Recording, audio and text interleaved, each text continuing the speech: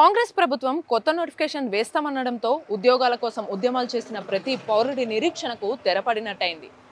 మరి గతంలో ఎంతమంది పరీక్షలు రాశారు? మరి టీఎస్పీఎస్సీలో జరిగిన తప్పిదాలేంటి?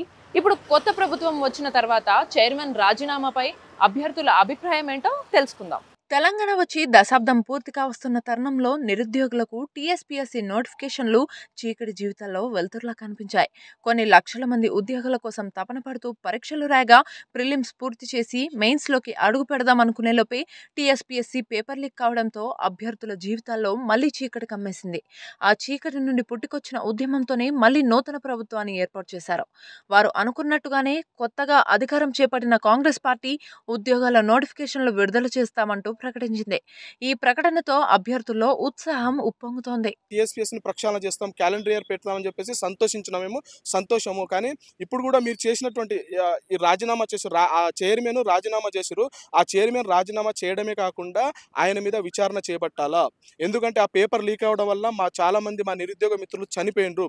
రీసెంట్గా అశోక్ నగర్లో ప్రవళిక అనే మా నిరుద్యోగ మిత్రులు సూసైడ్ చేసుకుని, వీళ్ళ తప్పిదాల వల్ల సూసైడ్ చేసుకుని చనిపోవడం జరిగింది.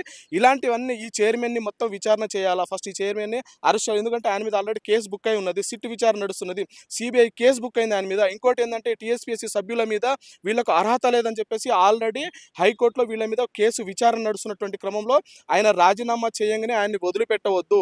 అయితే 2023 టీఎస్పీఎస్సీ గ్రూప్ 1లోని 503 పోస్టులకు నోటిఫికేషన్ విడుదలైంది.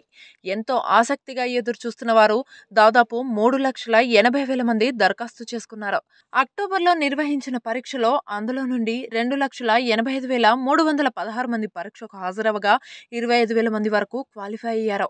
కానీ టీఎస్పీఎస్సీలో చోటు చేసుకున్న అవకతవకల వల్ల అందరూ నిస్సహాయాలు అయిపోయారు. తమలో తాము నమ్మకాన్ని కోల్పోయారు. ఇదిలా ఉంటే కాంగ్రెస్ ప్రభుత్వం ఏర్పడిన తర్వాత టీఎస్పీఎస్సీ చైర్మన్ జనార్దన్ రెడ్డి రాజీనామా చేయడంతో అందరూ ఆశ్చర్యానికి గురయ్యారు. దీంతో రాజీనామా చేయడానికి వీలు లేదని, ప్రభుత్వం ఈ రాజీనామాను ఒప్పుకోకూడదని, ఖచ్చితంగా చైర్మన్ పై విచారణ జరిపించి పేపర్ లీక్ తప్పిదాల వెనుక ఉన్న వారిని కనిపెట్టాలని నిరుద్యోగుల కోసం ఉద్యమాలు చేసిన కాకతీయ ప్రొఫెసర్ సాహితి కోరారు. జనార్దన్ రెడ్డి గారు చైర్మన్ గా ఉన్నారు కాబట్టి ఆయన రాజీనామాను గనక ఆమోదింప చేయకూడదని మేము ప్రభుత్వాన్ని వేడుకుంటున్నాం నిరుద్యోగుల తరపున. ఎందుకంటే దీని వెనుక ఉన్న పెద్దలు ఎవరో బయటికి రావాలి. ఎప్పుడైతే ఈ రాజీనామా ఆమోదించబడదో అప్పుడే అందులో ఉన్నటువంటి లీగల్ ఆస్పెక్ట్స్ లో ఉన్నటువంటి అన్ని కూడా లుకలుకలు బయటకు వచ్చి నిజంగా ఈ ప్రశ్న పత్రాల లీకేజీ ఏ మంత్రుల చేతిలోకి వెళ్ళింది, ఏ ఎమ్మెల్యేల చేతిలోకి వెళ్ళింది, అసలు టీఎస్పీఎస్సీ యొక్క ప్రశ్న పత్రం దేశం దాటి వెళ్ళిపోవడం ఏంటి, దేశమే దాటి వెళ్ళిపోయింది. ఎక్కడో విదేశాల్లో ఉన్నటువంటి వాళ్ళు వచ్చి ఇక్కడ పరీక్షలు రాయడం ఏంటి, ఆ పరీక్షల నిర్వహణలో భాగంగా అసలు బయోమెట్రికే లేకపోవడం ఏంటి. బయోమెట్రిక్ అంటే అర్థం ఏంటి? క్యాండిడేటే ఫింగర్ ప్రింట్ తీసుకోవాలి. అంటే ఇక్కడ బయోమెట్రిక్ విధానం పాటించలేదంటే క్యాండిడేట్ బదులు ఎవరైనా వచ్చి కూర్చొని ఎగ్జామ్ రాయొచ్చు. ఇన్ని విధాలుగా నిరుద్యోగ భృతి ఇస్తామని చెప్పారు.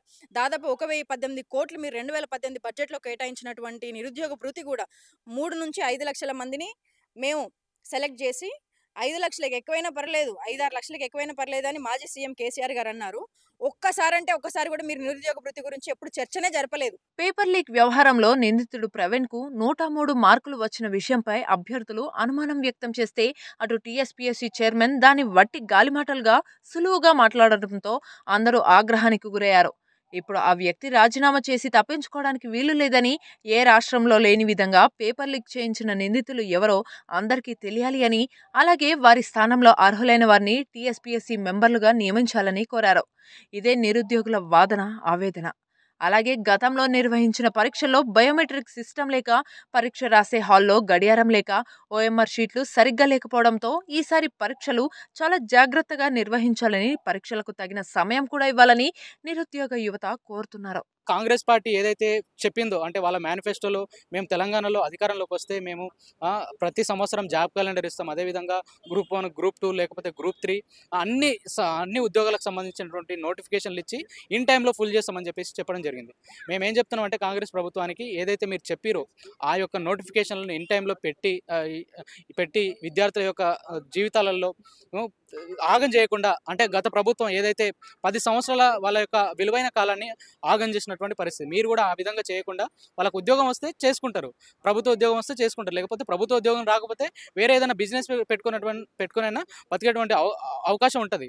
కానీ ప్రభుత్వ ఉద్యోగం కోసమే సంవత్సరాలు తరబడి చదవలేరు. కాబట్టి మీరందరూ కూడా కాంగ్రెస్ ప్రభుత్వానికి మేము అదే విజ్ఞప్తి చేస్తున్నాం. రాజీనామా చేసిరో దాన్ని యాక్సెప్ట్ ఇట్లా చేస్తే మీరు టీఎస్పీఎస్సీ బోర్డును ఒకవేళ అపాయింట్ చేస్తే ఆ టీఎస్పీఎస్సీ బోర్డులో ఎవరైతే పారదర్శకంగా లేకపోతే అనుభవం ఉంటారో, విద్యావంతులు ఉంటారో అట్లాంటి వాళ్ళకు అవకాశం కల్పించి ఒక మంచి, అంటే ఒక ట్రస్టెడ్ దానికి ఒక టీఎస్పీఎస్సీ బోర్డును ఏర్పాటు చేసి ఒక ఉద్యోగాల నియామకం అనేది ఒక పారదర్శకంగా చేయాలని చెప్పేసి మేము కాంగ్రెస్ ప్రభుత్వానికి విజ్ఞప్తి చేస్తాము. ఇక ఇవే అంశాలను దృష్టిలో పెట్టుకుని కాంగ్రెస్ ప్రభుత్వం కూడా పరీక్షల నోటిఫికేషన్ను రీషెడ్యూల్ చేస్తున్నట్టు ప్రకటించింది. దీనిపై అధికారులతో చర్చలు జరుపుతోంది. గ్రూప్ 2 2024 జనవరి 6-7 తేదీల్లో జరగనుండగా అభ్యర్థులు టెన్షన్ లేకుండా ప్రిపరేషన్ పై దృష్టి పెట్టాలని చెబుతోంది. త్వరలోనే గ్రూప్ 1 రీషెడ్యూల్డ్ నోటిఫికేషన్ కూడా విడుదల చేసే అవకాశం ఉన్నందున దానికి తగిన కసరత్తులు చేస్తుంది. ఇచ్చిన హామీ ప్రకారం కాంగ్రెస్ జాబ్ క్యాలెండర్లో భాగంగానే ఉద్యోగ అవకాశాలు ఇస్తామని ప్రభుత్వం స్పష్టం చేసింది. నూతన ప్రభుత్వం తీసుకుంటున్న నిర్ణయాలు నిరుద్యోగుల జీవితాల్లో ఆశాకిరణంలా కనిపిస్తున్నాయి.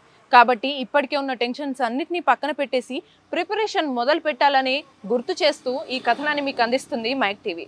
వీడియో జర్నలిస్ట్ అనిల్తో భవ్యశ్రీ, మైక్ టీవీ, హైదరాబాద్.